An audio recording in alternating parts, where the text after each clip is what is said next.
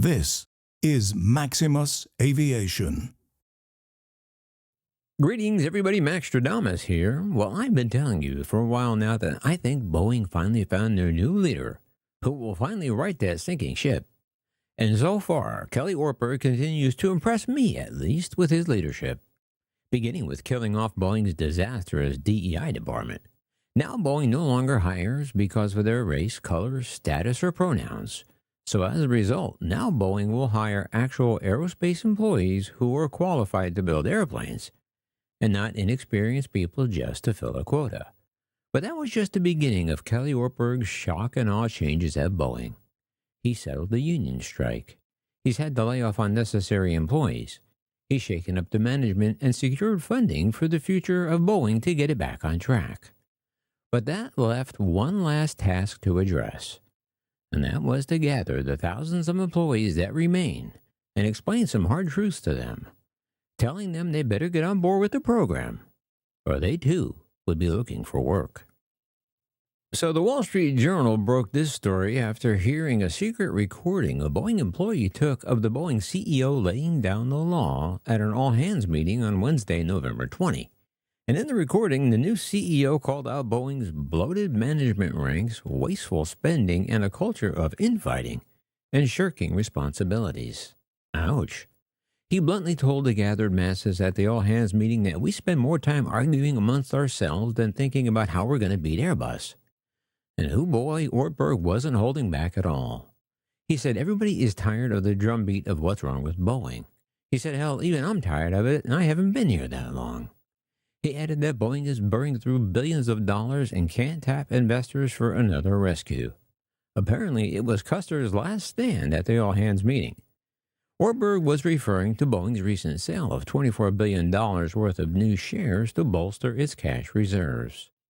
During his all-hands, all-ass-chewing session, the CEO said that some research and development spending could be delayed as a result of Boeing's low cash reserves. He said Boeing won't turn cash flow profit until it ramps up 737 production to the 38 per month target it initially said that it would hit by 2023. Oh, and he told them something that I told you last month.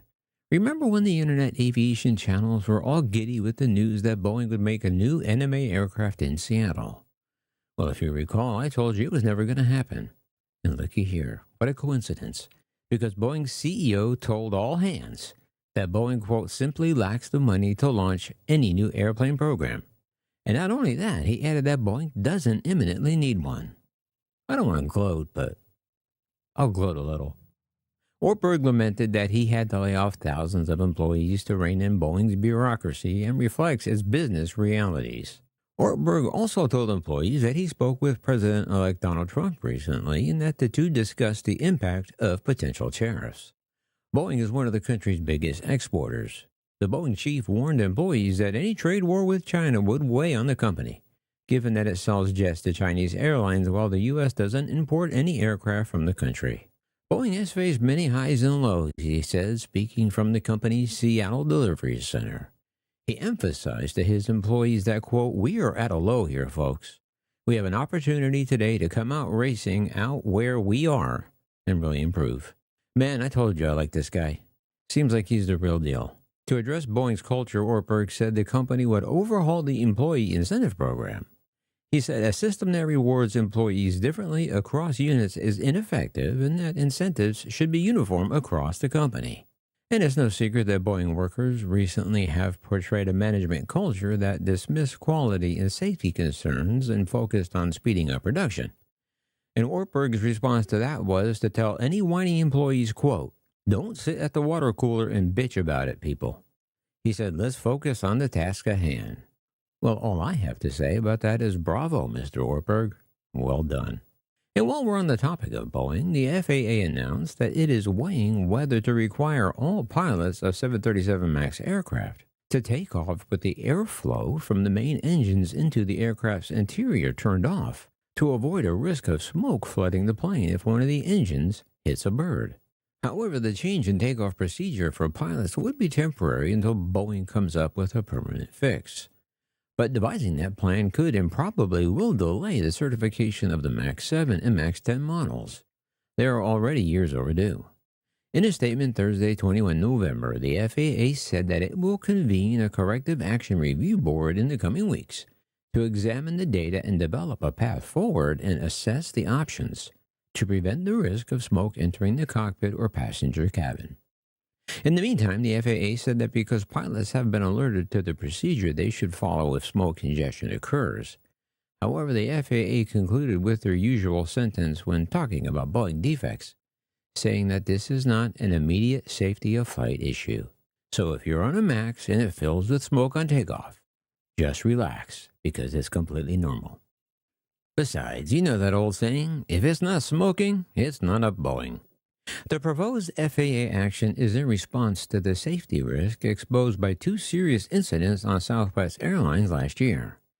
In those two incidents, a bird collided with an engine during takeoff, and the damage caused an oil leak. The oil ignited in the hot engine, sending heavy smoke and fumes into the interior of the airplane.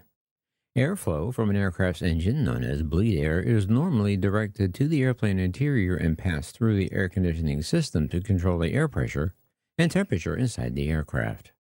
Turning off the airflow from the two main engines mounted on the wings will reduce cabin pressurization, though some pressurization will be maintained via the small auxiliary engine in the aircraft's tail, known as the APU.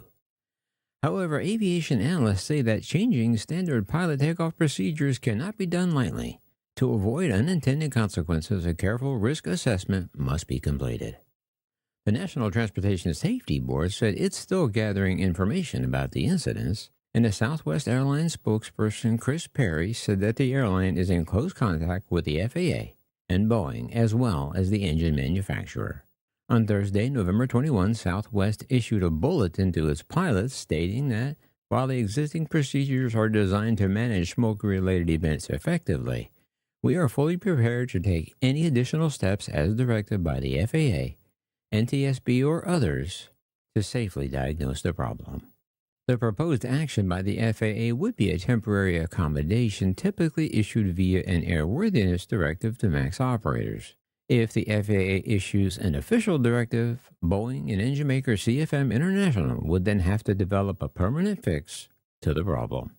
Boeing spokesperson Bobby Egan said the company will ensure that airlines and pilots are informed of any approved changes to the 737 operating procedures. Both Boeing and CFM said they are cooperating with the regulators investigating the two incidents. So remember, the next time you're taking off in a Frankenmax, if it ain't smoking, it ain't a Boeing. Or if it ain't smoking, it ain't broken. Something like that. But let me know what you think. Have any of you experienced this on a MAX? Do any of you fly a MAX? Let me know down below. And also, before you go, it'd be nice if you gave us a like or even thought about subscribing. And do all that other YouTube-y stuff. And of course, remember, leave the rubber on the runway and your troubles on the ground. And I will see you next time in the air. Yeah, this is Maximus.